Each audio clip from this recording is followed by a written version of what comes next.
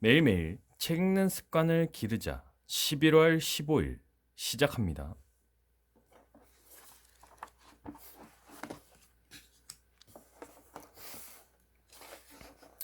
원칙 13. 우호적인 태도로 말을 시작하라. 사람들을 강제로 밀어붙여서는 결코 자기 의견에 동의하게 만들 수 없다. 그러나 부드럽고 친절한 태도로 대화를 나눈다면 상대방의 마음도 바꿀 수 있다. 어떤 문제로 화가 났을 때 상대방에게 하고 싶은 말을 퍼붓고 나면 가슴이 후련해지는 경험을 해본 적이 있을 것입니다. 그러나 상대방은 어떨까요? 그 사람도 당신처럼 가슴이 후련할까요? 호되게 당하고 나서도 흔쾌히 당신이 원하는 대로 움직여 줄까요? 우드로 윌슨 대통령은 이렇게 말했습니다. 만일 상대방이 주먹을 불끈 쥐고 나에게 대든다면 나도 지지 않고 두 주먹을 움켜쥘 것이다. 그러나 상대방이 나에게 다가와 서로 잘 의논해 봅시다. 만일 우리가 서로 다른 견해를 가지고 있다면 무슨 이유 때문에 그런지 서로 무엇이 다른지 알아봅시다. 라고 솔직함과 선의를 가지고 부드럽게 대한다면 결국 의견의 차이는 생각보다 쉽게 해결될 것이다. 윌슨이 한 말의 참뜻을 누구보다도 잘 이해하고 있는 사람은 존 록펠러 2세입니다. 1915년 당시 록펠러는 콜로라도주 시민들로부터 엄청난 미움을 받고 있었습니다. 미국 산업사상 유례없는 파업 사태가 2년 동안 콜로라도를 휩쓸었습니다. 임금 인상을 요구하던 록펠러 회사의 종업원들은 극도로 신경이 날카로워져 있었습니다. 회사의 기물이 파괴되고 군대까지 동원되었습니다. 유혈 사태가 발생하여 파업을 하던 광부들이 총에 맞아 쓰러졌습니다. 이렇게 대립이 격화되고 있을 때 록펠러는 어떻게든 상대방을 설득하려고 했습니다. 그리고 결국 성공했습니다. 과연 어떠한 방법으로 성공했을까요?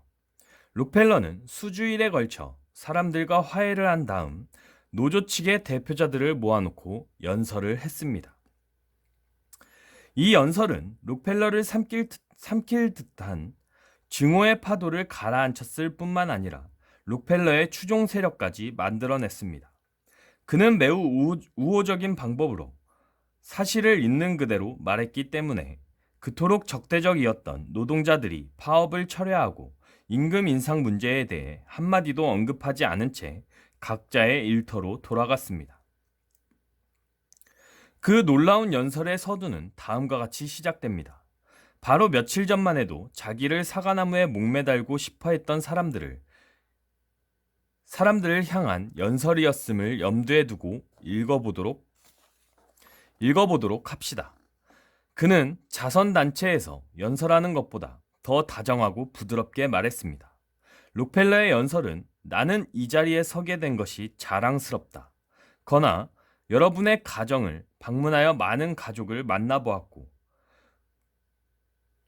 우리는 낯선 사람이 아니라 친구로서 만나고 있는 것이며 상호 우호의 정신과 공동의 이익 내가 이 자리에 나오게 된 것은 다 여러분의 덕택이라는 등의 빛나는 구절로 가득 차 있었습니다. 오늘은 내 생애에 있어서 특별한 날입니다. 오늘 처음으로 이 훌륭한 회사의 임직원과 근로자 대표 여러분을 만나게 된 것은 대단한 행운이라고 생각합니다. 진심으로 이 자리에 서게 된 것을 영광으로 생각하며 오늘의 만남을 영원히 기억할 것입니다. 만일 이러한 자리가 2주일 전에 있었다면 저는 여러분들의 얼굴을 거의 알아보지 못하는 낯선 사람으로 이 자리에 섰을 것입니다. 저는 지난 2주 동안에 남부의 광산을 방문하여 거의 모든 노동자 대표분들과 대화를 나누었습니다. 그리고 여러 가정을 방문하여 여러분의 가족들을 만나볼 수 있는 기회가 있었습니다. 오늘 우리는 이 자리에 타인이 아닌 친구로서 만나게 된 것입니다. 상호 공동 이익에 대해 협의하기 위해서 우리는 우호적인 정신으로 만났습니다. 회사의 직원도 노동자의 대표도 아닌 제가 오늘 이 자리에 서게 된 것은 오직 여러분의 덕분이라고 생각합니다. 저는 간부 사원도 노동자 대표도 아니지만 제가 주주와 이사회의 대표라는 의미에서 여러분 모두와 친밀한 관계를 맺고 있다고 생각합니다. 이것이야말로 적을 친구로 만드는 훌륭한 연설이 아닐까요? 록펠러가 다른 방법을 구사했다고 가정해 봅시다. 논쟁을 통해서 노동운동의 부당성을 지적하고 그들의 잘못을 통계와 논리 등 이론적으로 증명하려고 했다면 어떻게 되었을까요? 분명 더 큰 분노와 폭동이 일어났을 것입니다. 상대방의 마음이 당신에 대한 반항과 증오로 가득 차 있을 때는 아무리 올바른 논리를 앞세워도 그의 마음을 당신이 생각하는 대로 설득시킬 수 없습니다. 아이들을 꾸짖는 부모, 윽박지르는 직장 상사와 남편, 그리고 잔소리를 많이 하는 아내들은 사람들은 누구나 자신의 생각을 바꾸려 하지 않는다는 사실을 알아야 합니다. 사람들을 강제로 밀어붙여서는 결코 자기 의견에 동의하게 만들 수 없습니다. 그러나 부드럽고 친절한 태도로 대화를 나눈다면 상대방의 마음도 바꿀 수 있습니다. 링컨은 100여 년 전에 한 통의 쓸개즙보다는 한 방울의 꿀이 더 많은 파리를 잡을 수 있다는 말을 했습니다. 이 말은 망고의 진리입니다. 인간관계에도 이와 마찬가지입니다. 만일 누군가를 자기 편으로 만들고 싶다면 먼저 당신이 상대방의 진정한 친구임을 확인시켜 주어야 합니다. 이것이야말로 사람의 마음을 사로잡는 한 방울의 꿀이며 상대방의 이성에 호소하는 최선의 방법입니다. 엔지니어인 스트러브는 집주인이 집세를 깎아주었으면 하는 생각을 하고 있었습니다. 그러나 집주인이 워낙 완고하기로 소문난 사람이라 고심하고 있었습니다. 다음은 스트러브가 카네기 코스에서 발표한 내용입니다. 저는 주인에게 임대차 계약이 끝나는 대로 즉시 방을 비우겠다는 편지를 보냈습니다. 사실은 집세를 조금이라도 내려준다면 더 오래 살고 싶었습니다. 하지만 상황은 아주 비관적이었습니다. 다른 사람들도 집세를 낮춰보려고 애를 썼으나 모두 거절당했으며 다들 집주인이 말할 수 없이 까다로운 사람이라고 말하더군요. 저는 마음속으로 카네기 코스에서 배운 인간관계 원칙을 한번 사용해 보는 거야 하는 생각을 했습니다. 집주인은 제 편지를 받자마자 그의 비서와 함께 저를 만나러 왔습니다. 저는 현관문에서 그를 다정히 반기며 좋은 인상을 심어주려고 애썼습니다. 집세가 비싸다는 말은 하지 않았습니다. 저는 이 아파트가 얼마나 좋은지를 진심으로 칭찬했습니다.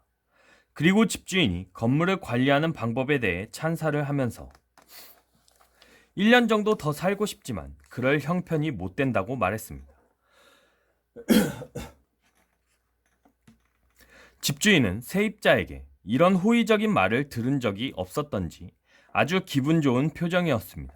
그리고 불만투성이인 입주자들 중 어떤 사람은 14번이나 모욕적인 편지를 보냈고 어떤 사람은 위층에 사는 코고는 남자를 내보내지 않으면 임대차 계약을 파기하겠다고 엄포를 놓더라며 자신의 어려움을 저한테 털어놓았습니다. 집주인은 당신처럼 만족해하는 입주자를 보니 더할 나위 없이 흐뭇하다면서 제가 요청하지도 않았는데 집세를 내려주겠다고 말했습니다. 제가 감당할 수 있는 금액을 이야기하자 집주인은 두말 않고 이를 받아들였습니다.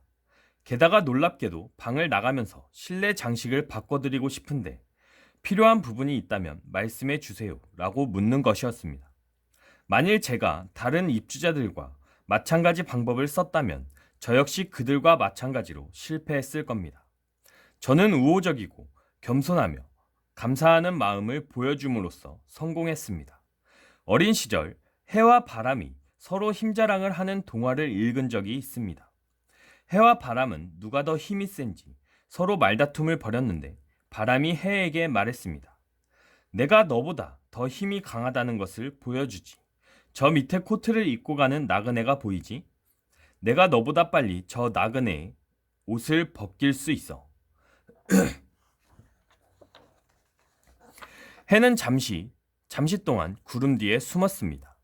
바람은 폭풍이 될 정도로 불어댔으나 바람이 세면 셀수록 나그네는 외투자락을 움켜잡았습니다. 마침내 바람이 포기했습니다.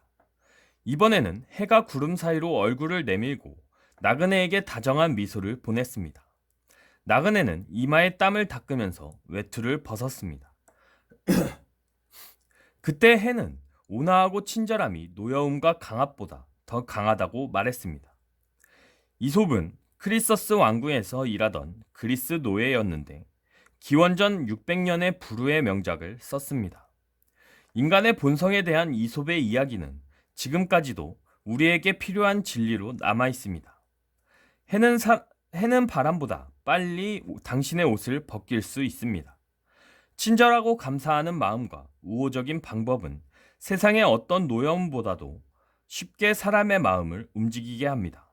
다시 한번 강조하지만 링컨이 한 말을 명심하십시오. 한 통의 쓸개즙보다는 한 방울의 꿀이 더 많은 파리를 잡는다. 원칙 13 서머리. 꿀 한 방울. 혹시 팀 내에 문제가 있으신가요? 그래서 마음이 흥분되어 있는 상태인가요? 당신이 흥분된 상태라면 절대로 팀원들에게 다가가지 마세요. 크게 심호흡을 하면서 마음을 안정시켜 보세요. 오늘 할 말이 있으면 내일 하시고, 내일 당장 호통칠 일이 있다면 하루가 지난 다음 안정된 마음 속에 우호적인 태도로 시작해 보세요. 보다 친절하고 부드러운 태도를 취하면서 말을 한다면 상대방의 마음을 보다 쉽게 변화시킬 수 있습니다. 혹시 세상에서 가장 먼 거리가 어딘지 알고 계십니까?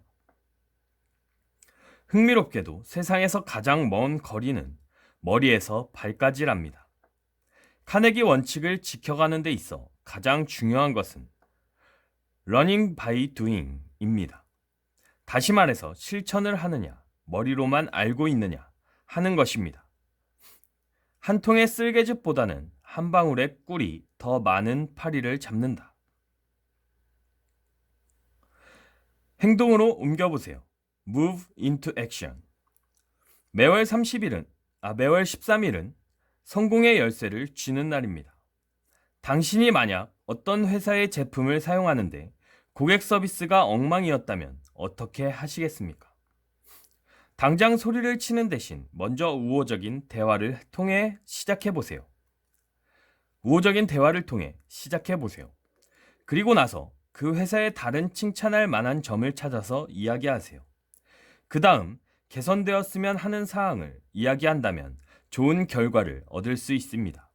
성공의 열쇠를 쥐고 싶다면 아래의 말을 실천해 보세요. 우호적인 태도로 말을 시작하라. 오늘은 여기까지 읽도록 하겠습니다. To be continued.